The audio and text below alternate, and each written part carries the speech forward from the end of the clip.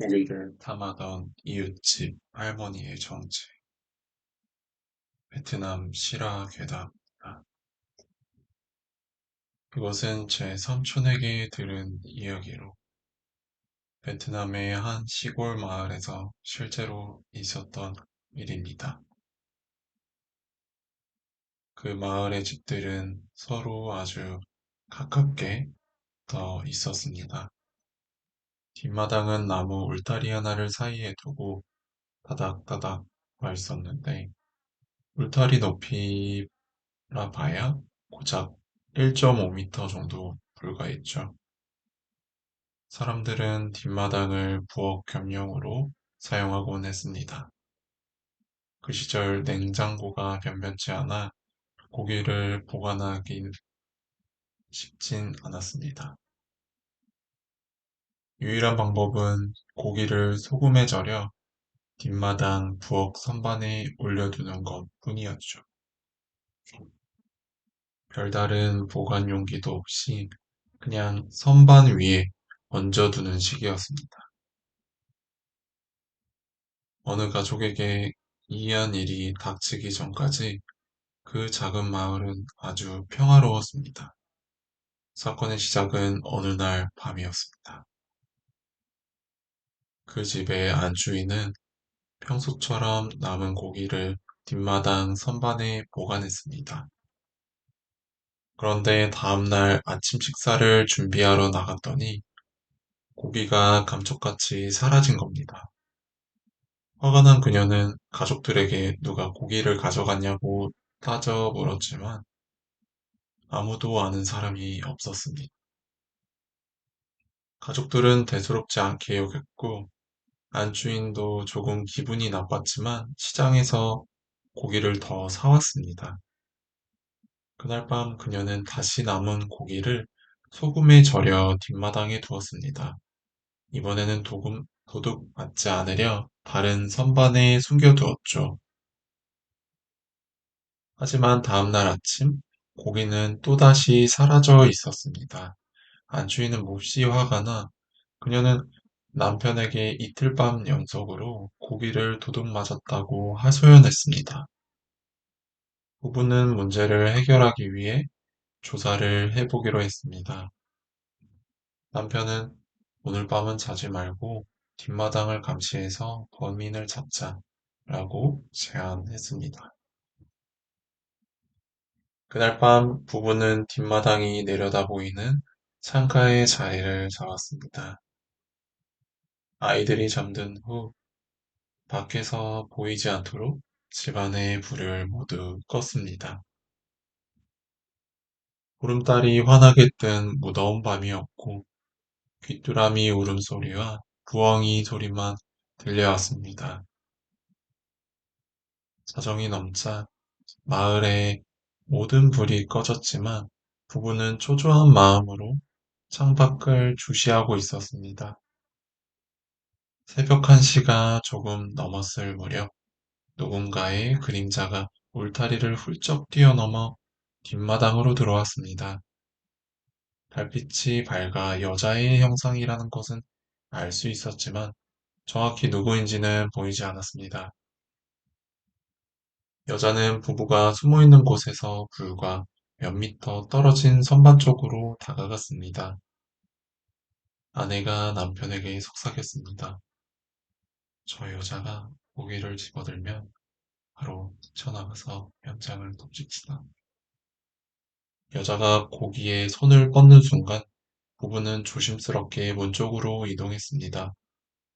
하지만 그들은 다음 장면을 보고 그만 얼어붙고 말았습니다. 그 여자는 날고기를 손에 쥐고 그 자리에서 뜯어먹기 시작했습니다. 밝은 달빛 아래 드러난 여자의 정체는 다름 아닌 바로 옆집 할머니였습니다. 하지만 더 소름 끼친 건 할머니의 모습이었습니다. 할머니는 무언가에 완전히 홀린 듯 했습니다. 그녀는 날카로운 이빨과 송곳니로 고기를 큼지막하게 뜯어 삼키고 있었습니다. 고기를 다 먹어치운 할머니는 마치 건장한 청년처럼 날렵하게 울타리를 뛰어넘어 사라졌습니다. 다음 날 아침, 부부는 옆집을 찾아가 밤사이에 있었던 일을 이야기했습니다. 이웃은 그 말을 듣고 기겁했지만 할머니가 그랬을 리 없다고 딱 잘라 말했습니다. 할머니는 며칠째 심하게 앓아 누워 있어 거동조차 못한다는 것이었죠. 부부는 자신들이 잘못 봤나 싶어 더 이상 문제 삼지 않기로 했습니다. 그날 밤 부부는 볼 일이 있어 잠시 타지로 나가야 했습니다. 그들은 부모에게 돌된 아기를 맡기고 집을 비웠습니다. 자정이 되어 부모는 아기를 재우고 거실에서 부부를 기다리고 있었죠. 새벽 1시가 거의 다 돼서야 부부가 집에 도착했습니다. 그런데 현관에 발을 들이는 순간 아기 방에서 찢어질 듯한 비명과 뚱스러운 울음소리가 들려왔습니다. 세 사람은 황급히 아기 방으로 달려갔습니다. 방 문을 열고 불을 켠 순간 부부의 가장 끔찍한 악몽이 현실이 되었습니다. 옆집 할머니가 다시 고기 사냥을 하러 온 것이었습니다. 하지만 그날 밤 뒷마당에는 고기가 없었습니다. 그래서 할머니는 아기 방으로 들어와 고기 대신 아기의 팔을 물어뜯고 있었습니다. 할머니는 분명 악령이 씌어 있었습니다. 창백한 얼굴과 짐승 같은 송곳니가 그 증거였죠. 그녀는 자신이 무엇을 혹은 누구를 먹고 있는지조차 모르는 것 같았습니다. 아내는 비명을 질렀고 남편은 달려가 할머니를 밀쳐냈습니다. 침대에서 떨어진 할머니는 창문을 통해 밖으로 도망쳤습니다. 남편은 아들을 안아들고 아내와 부모를 데리고 집 밖으로 뛰쳐나와 도움을 요청했습니다. 곧 이웃들이 모여들고 의사가 아기를 돌보는 동안 남편은 자초지종을 설명했습니다. 경악한 마을 사람들은 그 악마를 잡기로 결심했습니다. 그들은 옆집을 달려갔지만 집은 비어 있었습니다. 방문을 부수고 샅샅이 뒤졌지만 할머니는 없었습니다. 그때 한 주민이 지붕 위에 있는 누군가를 발견하고 소리쳤습니다. 마을 사람들은 집을 에워싸고 돌을 던지며 할머니를 내려오게 하려 했습니다. 하지만 그럴수록 할머니는 더 크게 웃어댈 뿐이었습니다. 결국 사람들은 그녀를 끌어내리고 동시에 없애버릴 유일할 방법은 집을 태우는 것뿐이라고 결정했습니다. 귀중품을 밖으로 옮긴 뒤 집 안에서부터 불을 질렀습니다.